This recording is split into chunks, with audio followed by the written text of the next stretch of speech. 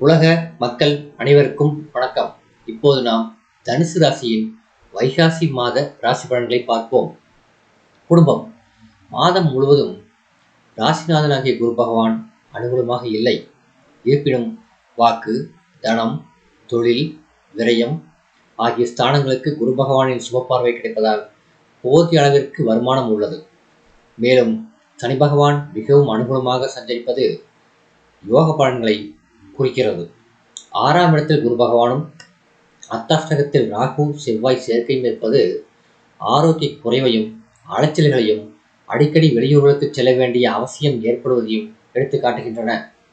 உறவினர்களிடையே ஒற்றுமை குறையும். திருமண முயற்சிகளில் தடங்கல்கள் ஏற்படும். தவறான வரனை நிச்சயித்து விடுவதற்கு சாத்தியக்கூறுகள் இருப்பதால் ஒத்தி போடுவது நல்லது.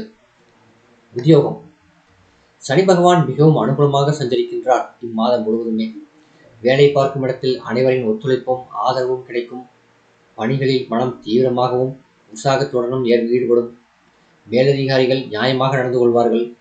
உங்களுக்கு கிடைக்க வேண்டிய ஊதிய உயர்வு இம்மாதம் கிடைக்கும். ஜனகால ஜாதகத்தில் தசாபுக்திகளுக்கு ஏற்ப சிலருக்கு நிறுவன மாற்றம் ஏற்படுவதற்கும் கிரகநிலைகள் அனுகூலமாக உள்ளன. புதிய வேலைக்கு முயற்சிக்க ஏற்ற மாதமாகும் இது. தொழில் வியாபாரம்.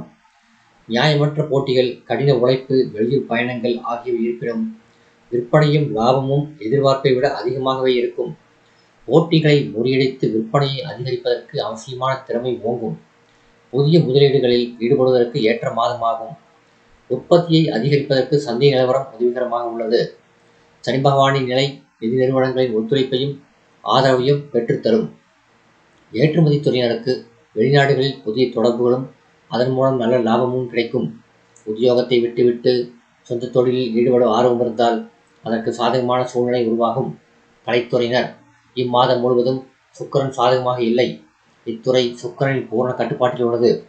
மேலும் அர்த்தாஷ்டகத்தில் செவ்வாய் ராகு கூட்டணியும் ஏற்பட்டுள்ளது. ஆதலால் இம்மாதம் ஓரளவே நன்மைகளை நீங்கள் எதிர்பார்க்கலாம்.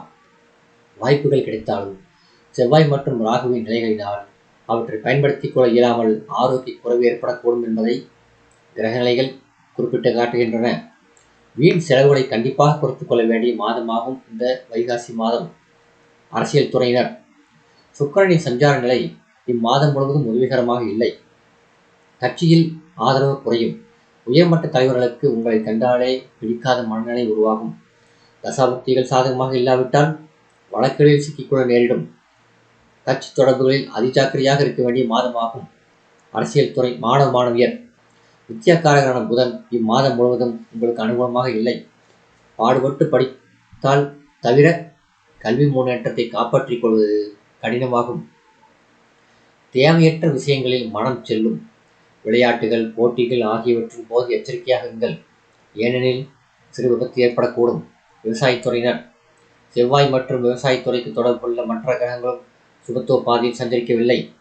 வயல் பணிகளில் உழைப்பு கடினமாகும். விளைச்சல் கிடைப்பது கடினம். பெண்மணிகள். குரு சுக்கிரன் ஆகிய இருவருமே இம்மாதம் முழுவதும் அனுகூலமாக இல்லை. குடும்ப பிரச்சனைகள் கவலையை அளிக்கும். நெருங்கிய உறவினர்களுடன் உள்ள உறவு பாதிக்கப்படும். வேலைக்கு சென்று வரும் பெண்மணிகளுக்கு அலுவலக சூழ்நிலை திருப்தி அளிக்கும். பரிகாரம். சனி மற்றும் செவ்வாய்க்கிழமைகளில் அருகில் உள்ள திருக்கோயிலில் நெய் அல்லது நல்லெண்ணெய் தீபம் ஏற்றுவது சிறந்த பரிகாரமாகும்.